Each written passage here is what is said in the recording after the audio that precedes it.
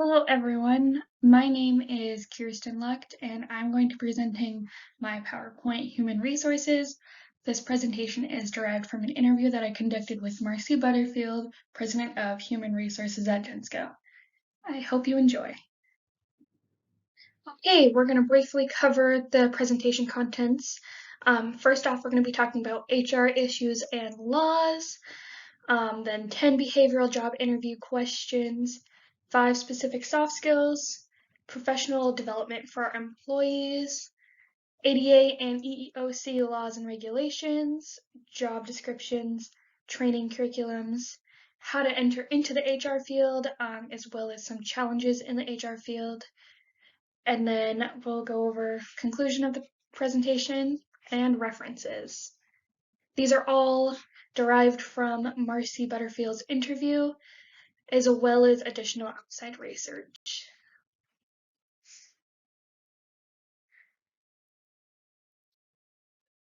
Okay, we are now going into HR issues and laws. Now, there are obviously tons of HR issues and laws that human resource professionals have to deal with on a daily basis. However, these 3 points are the most impactful HR issues and laws that affect Gensco, which is where Marcie Butterfield, president of HR, works. So the first one is leave of absence. The second one is employee recruiting and retention. And the third issue is just trying to stay up to date on state and federal policies and laws. So to start off with leave of absence can be tricky because there are so many different laws that are impacting leave of absence. Employees can take 12 weeks per FMLA for childbirth, for taking care of a loved one, for diagnosis for their health. But there's also state laws that will overlap FMLA, and the requirement for companies to continue benefits for that employee. So it can just get kind of complicated, making sure that they're hitting all of the boxes and truly following the policy and laws regarding FMLA. Next up, employee recruiting and retention is another big issue.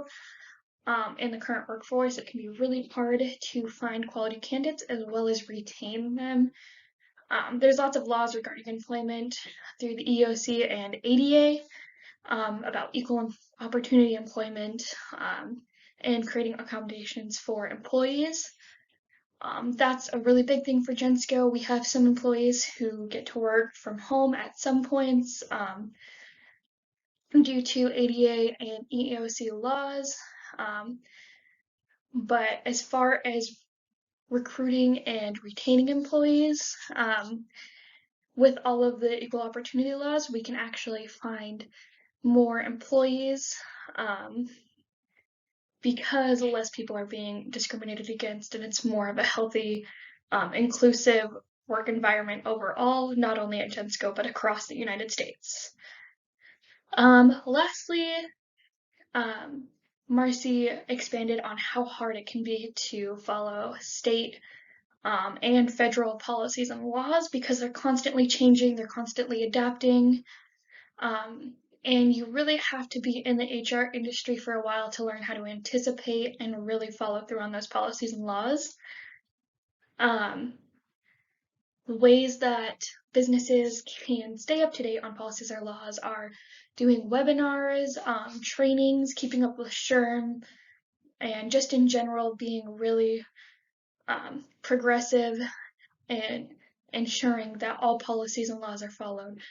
So just checking back on them, seeing what changes, keeping track of what things could possibly change, just to ensure that the business are following all policies and laws accordingly, and to prevent any possible issues that could be caused by not correctly following those policies and laws. Okay, next we are going to go into 10 behavioral job interview questions. These behavioral questions came from Marcie, and I got a really good understanding of what is a behavioral job interview question, as well as what the intent is behind a behavioral job interview question. So to start off, a behavioral job interview question is a question that prompts the interviewee to give an answer on how they would react to a certain situation.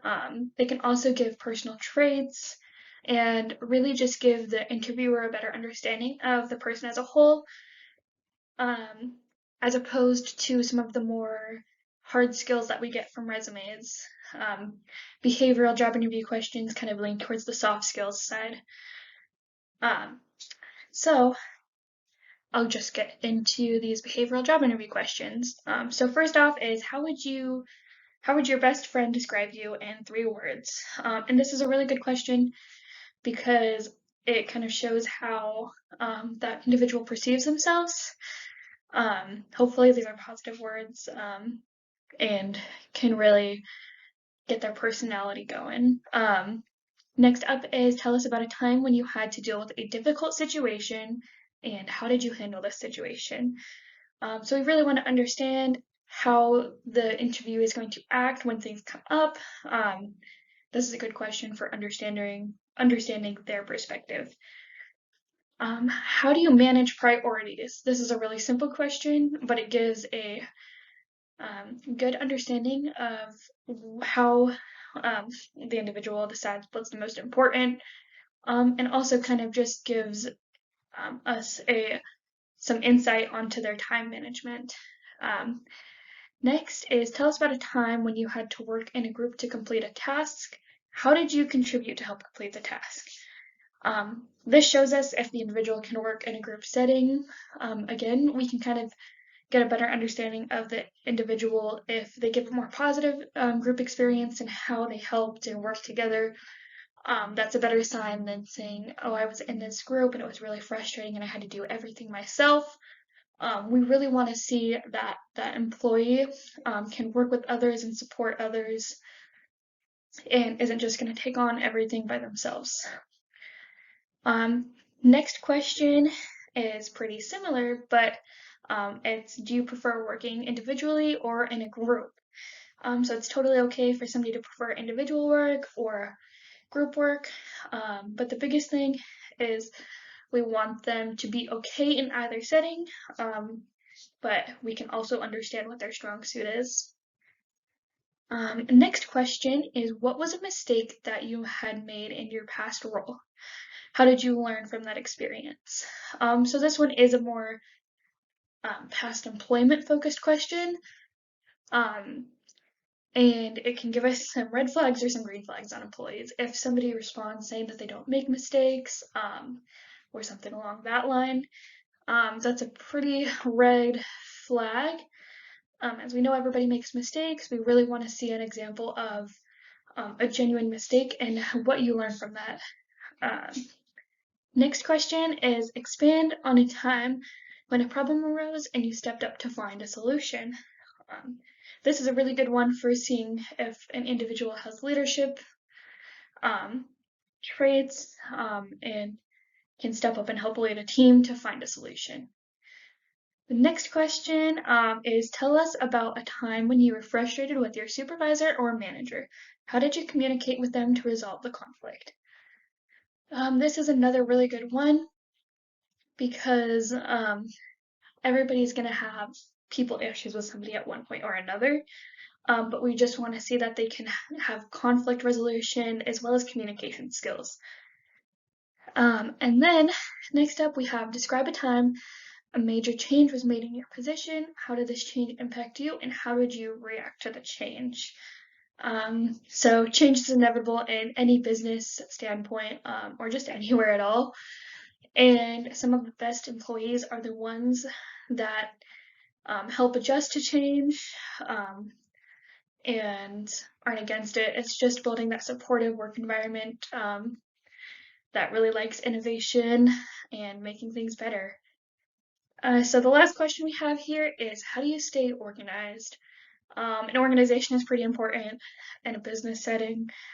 You can be working on multiple tasks. It's kind of just how do you multitask? How do you prioritize again? Just those types of scenarios. So overall, you can see that these questions are pretty different. but we can learn specific information from each of these questions, and that can be really good in building a strong understanding of an interviewee. Okay, next up, we're going to be covering 5 soft skills that are important in an individual. And these were all 5 soft skills that were given by Marcie Butterfield. So just going through them really quick. Number 1, we have stewardship. Number 2, we have influence. Number 3, we have humility. Number 4, we have empathy. And then lastly, we have communication. So as you can tell, all of these soft skills are really related to character and being able to build relationships with people. So first off, let's start with stewardship. So stewardship is the understanding of ethical responsibility and the ability to manage in a respectful manner.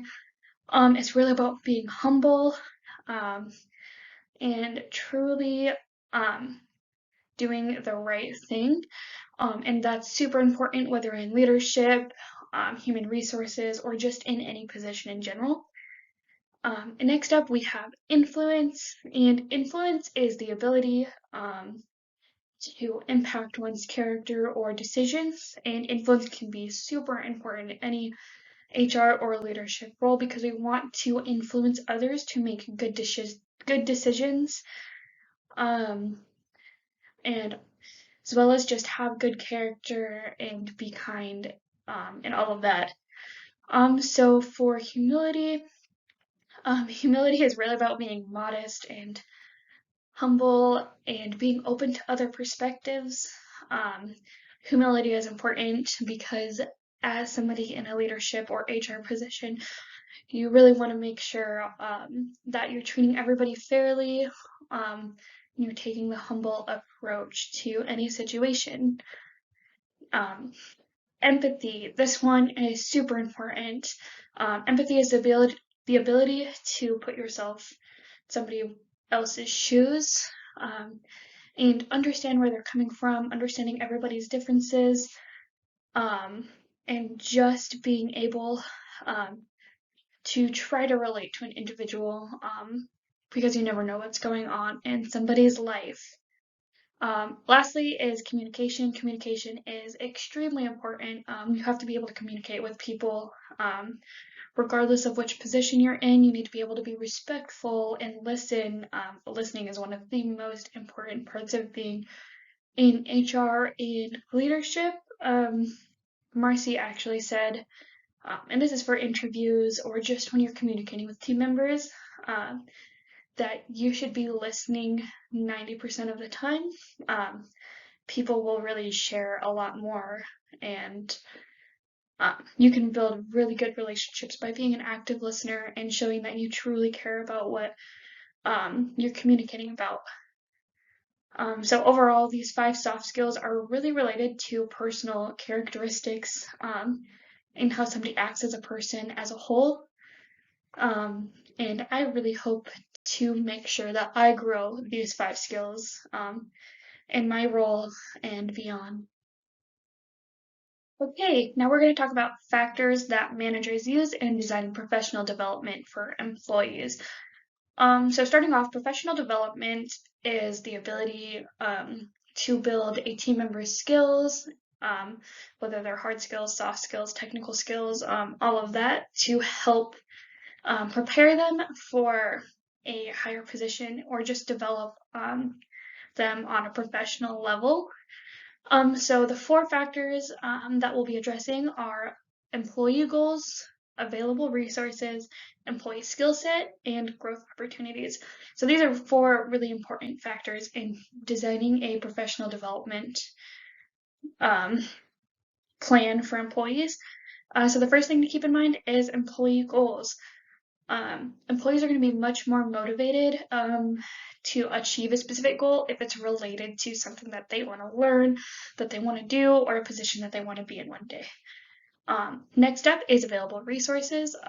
So you have to consider what resources are available at your company, what resources should you add, Some great resources are training curriculums, tuition reimbursement for those who want to pursue a degree in a subject, conferences, and then also mentorships is a really great resource, as well as job shadowing. So next up is employee skill set. So you really want to understand where the employee is currently within their soft and hard skills, and have a genuine interest on which skills they feel need to be developed, as well as which skills you as the manager want them to develop. Because it can be two completely different viewpoints, but overall, there's always places for people to improve in. Personally, in my skill set, I would really like to improve on having those hard conversations with team members now that I'm in a supervisor role, in just situations like that.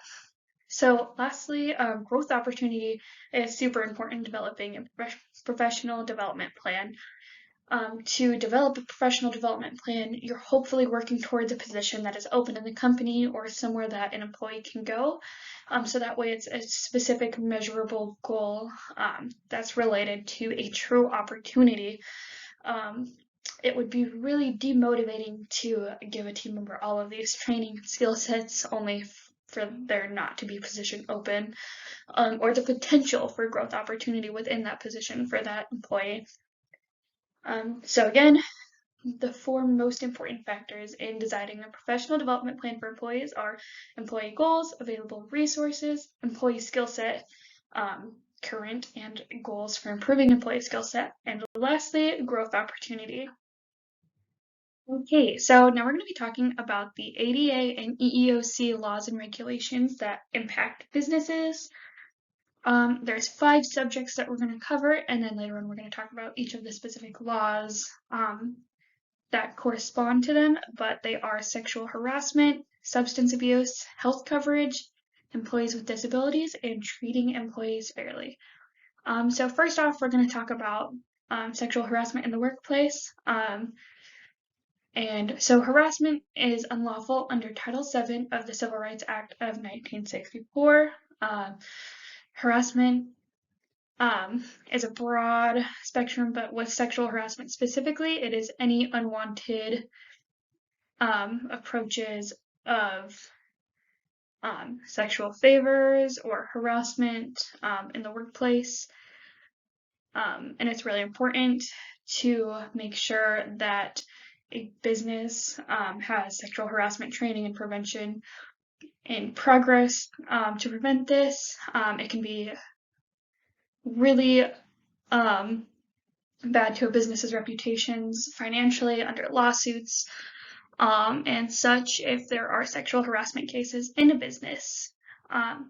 Next up is substance abuse. Substance abuse can be a really tricky subject in organizations.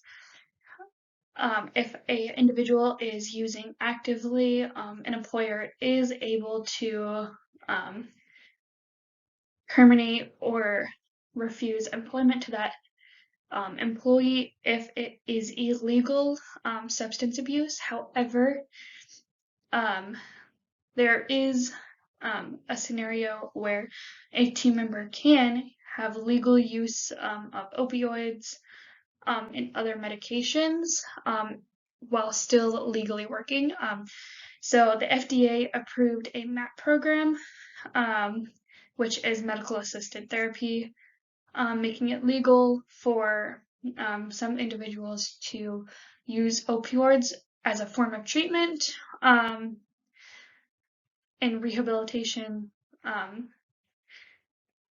And under that scenario, an employer cannot terminate an employee unless the employee is unable to perform their job. Next, we're going to be talking about health coverage, and health coverage specifically the COBRA Act.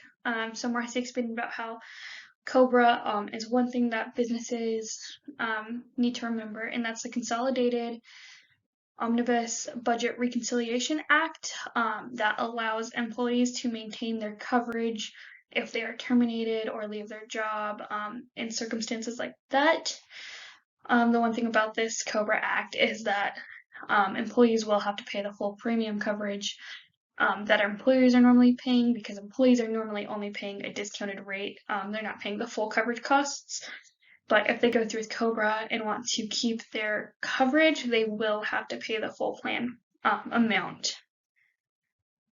Next up, treating employees with disabilities. There are so many laws and regulations about treating employees with disabilities fairly and equitably. So first, it's protected by Title I of the Civil Rights Act of 1964.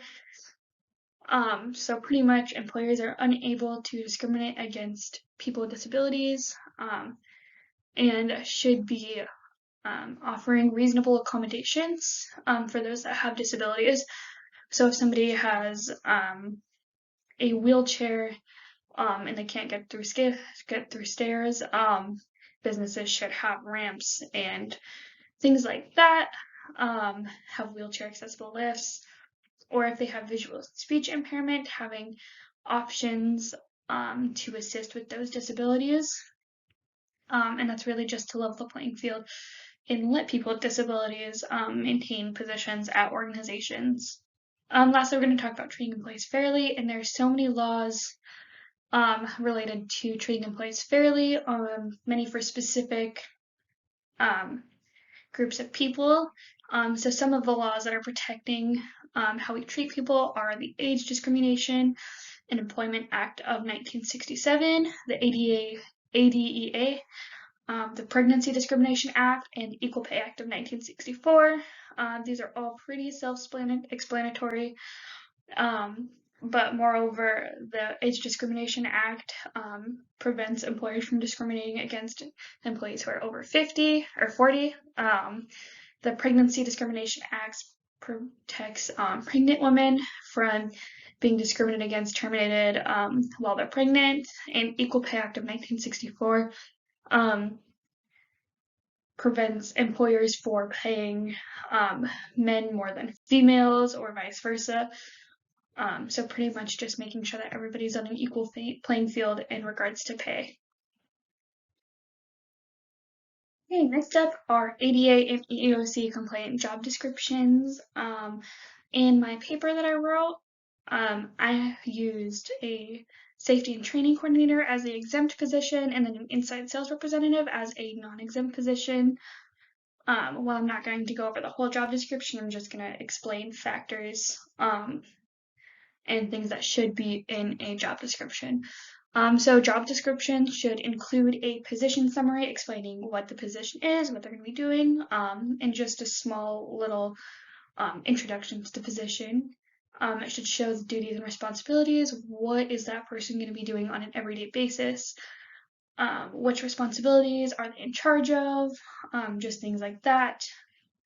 It should include required skills and experience. So this could be degree requirements or equivalent. Industry knowledge. It could be Excel skills, Microsoft Office skills in general, the ability to communicate, to multitask, pretty much anything along the lines is what a person would need to complete the job as far as skills go. And then there should also be a compensation section that explains if it is an exempt position. An exempt position is something that is exempt from overtime pay. They still get all their benefits, but it's typically referred to as a salaried position, versus a non-exempt position, which is eligible for overtime pay. Anything over 40 hours in Washington State is considered overtime and must be paid a time and a half, and so on. And then it's also important for employers to put in a ADA statement, just recognizing their ability to have accommodations for people with disabilities. That's a good addition to a job description to really ensure that it is ADA and EEOC compliant. Okay, we're going to briefly be going over a training curriculum outline for a stock control team member. A more in-depth training curriculum can be found on my paper. But pretty much week 1, the general idea is introducing the team member to supervisors, to management, leadership, some of the trainers, and pretty much just giving them a warm welcome to the facility. Also just a tour of the facility as well.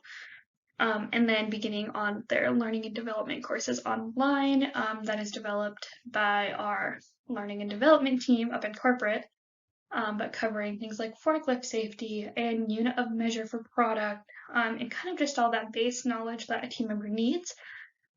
Week 2 is all about learning the daily duties and responsibilities of a stock control team member. We do a lot of really detail-oriented tasks. So shadowing is a great tool for us to use. We want them to spend 1 day shadowing each essential stock control task, such as load evaluations, cycle counts, problem items, inventory returns, and then a bunch more. Week 3, we're hoping to give them the procedures for those daily tasks and hopefully get them started. Cycle counting. Cycle counting is one of the biggest stock control functions. And hopefully we can get them to have the understanding, checking back in, asking questions as necessary. Week 4, that's where we're hoping our team member can independently complete the main stock control tasks, cycle counts, and load evals. They're pretty similar, so they're easy to learn. A lot of checking inventory bin locations and assigning errors as needed.